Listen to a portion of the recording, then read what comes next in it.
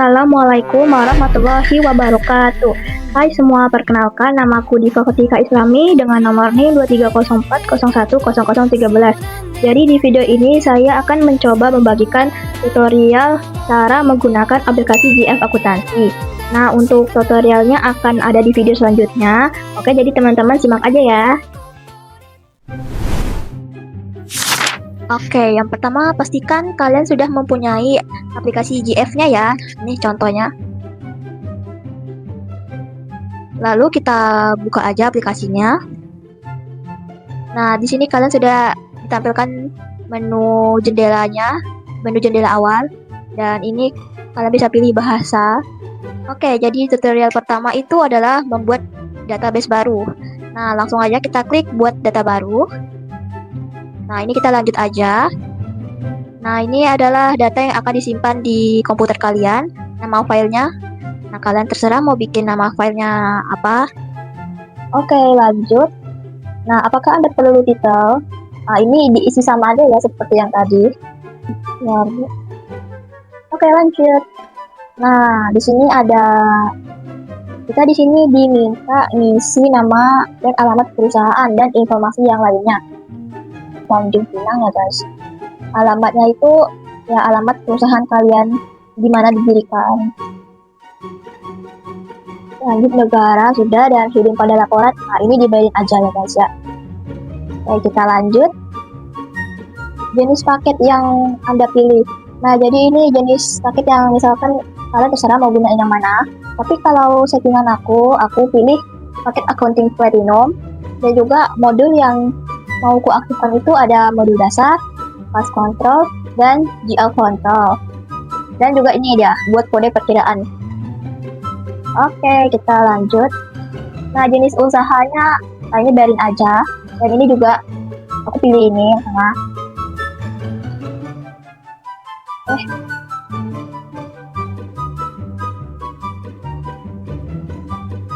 Oke, lanjut. Nah, mata uang yang diaktifkan ya, pilihanku ada IDE dan SGD, dan juga ini juga dibayarin aja IDR, dan ini juga dibayarin aja. Ini kita lanjut. Nah, sekarang Anda pilih menu pembelian apa saja yang mau diaktifkan. Kalau aku ini udah pas. Nah, kita lanjut lagi. Di settingan aku mau pilih quotation, and ya kayaknya itu aja. Yang penjualan eceran juga. Oke. Nah, lanjut. Nah, sekarang Anda siap untuk melakukan proses pembuatan data baru. Tekan tombol proses. Nah, kita proses.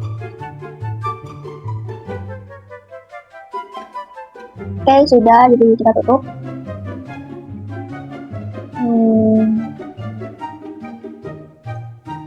Oke, nah untuk permulaan sistem menyediakan user admin dengan password 123 untuk mengakses data ini. Oke, klik OK. Nah, lalu kita cari database baru yang baru kita buat. Klik ini. Nah, kita cari aja. Nah, ini udah ada nih guys. Nama file kita yang tadi. Kita klik OK. Nah, langsung kita klik 2 kali untuk masuk ke jendelanya. Nah, kita start aja.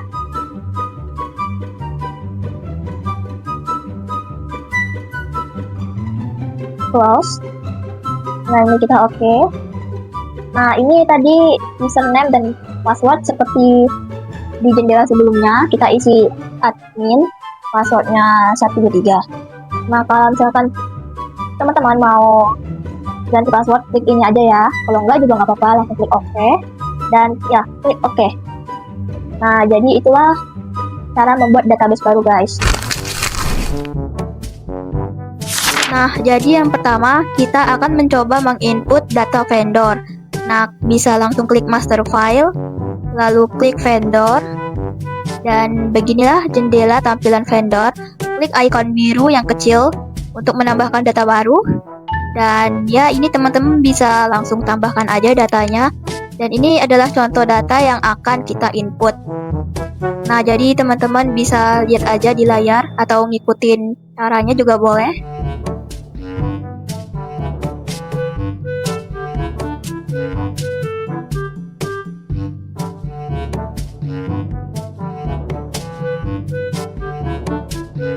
Oke teman-teman, jadi ini tampilan data yang kita input barusan. Dan jangan lupa save dengan klik di keyboard tombol F12. Kalau sudah, boleh langsung di close aja tab vendor ini. Selanjutnya kita akan menginput data pelanggan. Langsung diklik aja menu pelanggan yang ada di layar. Masih sama seperti sebelumnya, klik icon biru untuk menambahkan data baru. Dan inilah tampilannya. Dan ini juga ada contoh data yang akan saya input. Teman-teman boleh ikutin juga.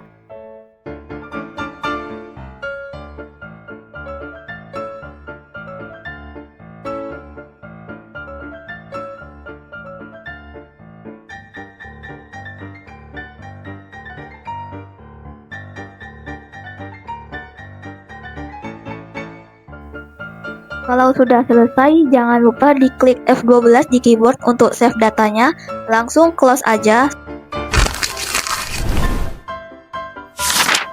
Selanjutnya kita akan menginput data item. Klik aja logo item. Oke teman-teman, jadi sebelum kita menambahkan data baru, kita akan setting terlebih dahulu satuan itemnya. Klik icon yang berwarna hijau di sebelah kiri. Lalu untuk menambahkan data satuan item, klik aja icon biru yang ada di layar. Lalu kita akan langsung menginput satuan, dan ini adalah contoh data satuan yang akan diinput. Teman-teman bisa lihat aja di layar dan ngikutin caranya.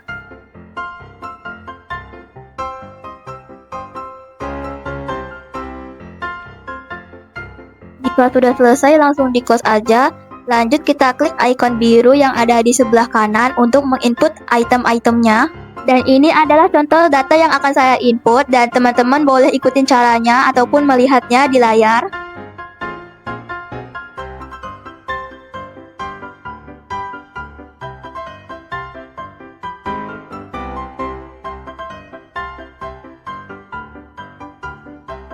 Jika sudah selesai menginput, teman-teman langsung close aja. Tapi sebelum itu, jika ada data yang salah atau yang perlu dikoreksi, langsung klik aja 2 kali pada data yang kalian ingin koreksi. Jika sudah selesai, langsung aja keluar dari jendela item. Oke, jadi begitulah cara menginput data golongan master file, yaitu ada vendor, pelanggan, dan item.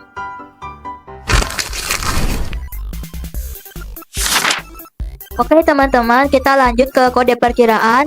Pertama klik sistem setup, dan lalu klik kode perkiraan. Dan ini adalah tampilan kode perkiraan seperti laporan keuangan ya teman-teman. Jadi di sini kita akan menginput data, contohnya seperti ini. Teman-teman, yang pertama kita akan masukkan saldo awal untuk akun cash IDR. Saldo awalnya sebesar 25 juta. Jika sudah diinput, teman-teman langsung klik simpan. Lalu nomor akun yang kedua di tabel ada cash SGD. Dikarenakan tidak ada nominal saldonya, jadi di skip aja ya. Lanjut akun berikutnya itu ada akun BCA, BNI, dan BRI. Dikarenakan di sini tidak ada akunnya, maka kita akan tambahkan akun dengan cara klik icon biru. Dan teman-teman bisa ikuti saya aja dan memperhatikan ketika saya sedang menginput.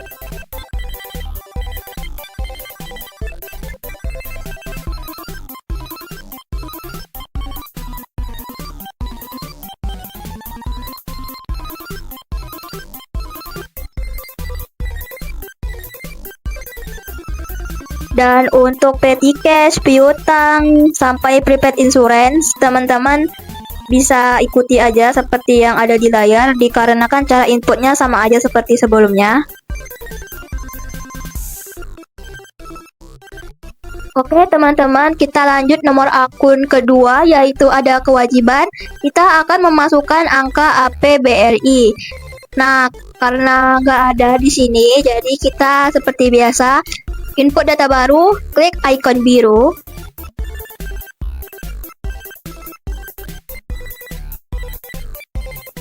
Lanjut teman-teman, kita mengisi saldo akun di ekuitas, setoran modal.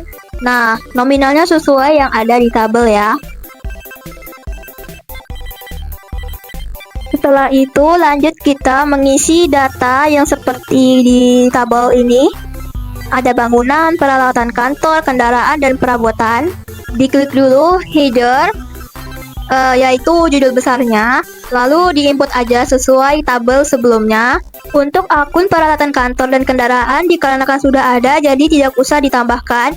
Yang ditambahkan hanya bangunan dan perabotan yang belum tersedia di situ. Teman-teman perhatikan aja ya yang ada di layar. Untuk menambahkan judul kecilnya seperti kendaraan dan akumulasi penyusutan kendaraan, kalian jangan lupa klik detail ya.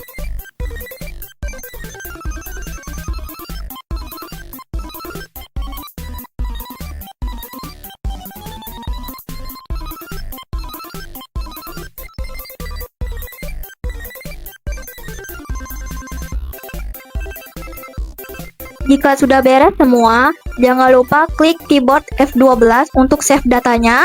Jika sudah, boleh langsung di close aja tab kode perkiraannya, lalu klik GL, klik aktiva tetap. Lanjut kita akan menginput data saldo awal aktiva tetap. Contoh datanya seperti ini. Nah, di tab aktiva tetap, di situ pilihannya di atasnya itu ada bangunan, peralatan kantor, kendaraan, dan perabotan. Yang pertama, kita akan menginput yang bangunan terlebih dahulu. Klik kolom bangunan, lalu klik icon biru untuk menambahkan data. Di sini teman-teman bisa melihat cara saya menginput sesuai data yang ada di tabel.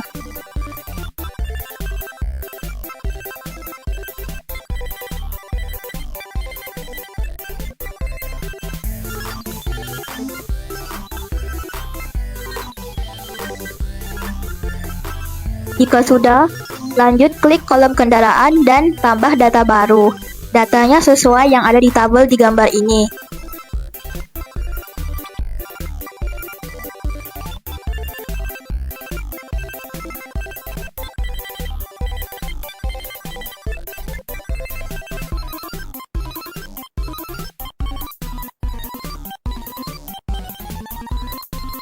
Untuk peralatan kantor dan juga perabotan, cara menginputnya sama aja seperti sebelumnya. Teman-teman boleh perhatikan aja di layar.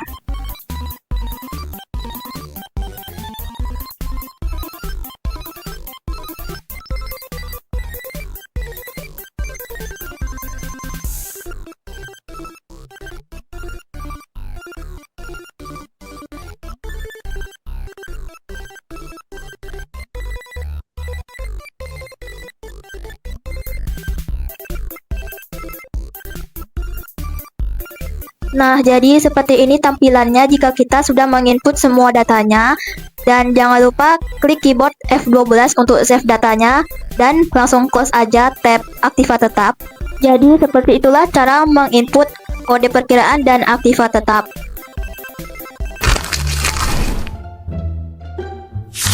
Oke, jadi selanjutnya kita akan menginput data pembelian. Teman-teman bisa langsung klik pembelian, lalu klik pembelian lagi. Dan ini adalah tampilannya. Seperti biasa, klik icon biru untuk menambahkan data baru ya teman-teman. Ini adalah contoh data yang akan kita input. Nah, jadi teman-teman bisa perhatikan saya aja bagaimana saya menginput data ini.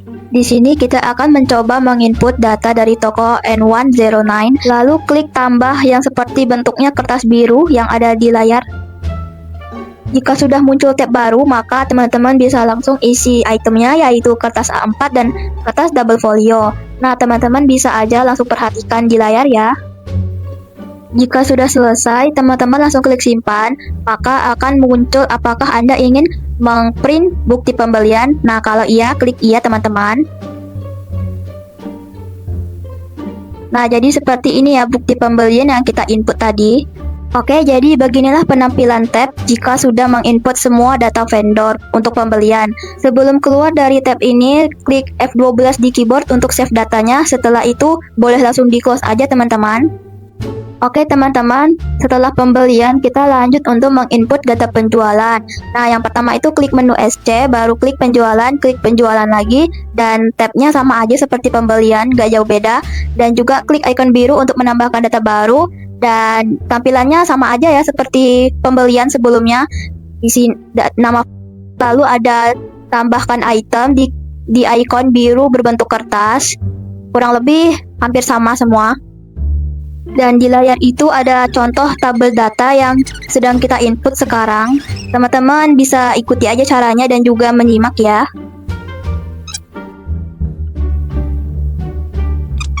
Apabila sudah selesai menginput, teman-teman bisa langsung klik simpan. Nanti ada pilihan apakah ingin mencetak kertas invoice maupun kertas surat jalan. Kalau teman-teman mau cetak, silahkan cetak aja. Ini contoh bukti kertas invoice-nya dan juga kertas surat jalan maupun DO.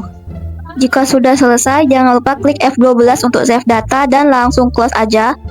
Nah, jadi segitu aja tutorial cara menginput data di aplikasi JF Akuntansi. Nah, jika teman-teman mau close aplikasinya, klik teks silang. Nah, kita klik iya. Nah, backup supaya jika terjadi kerusakan data berjalan. Nah, ini kita disuruh backup data, kita klik iya. Baik teman-teman, jadi segitu saja tutorial penggunaan JIF Akuntansi dari saya. Semoga teman-teman dapat paham dan bisa mengaplikasikannya secara langsung. Nah, jadi kalau misalkan ada kekurangan dalam tutorial video saya mohon maaf. Oke, saya tutup dengan wali taufiq wal hidayah. Wassalamualaikum warahmatullahi wabarakatuh. Bye-bye.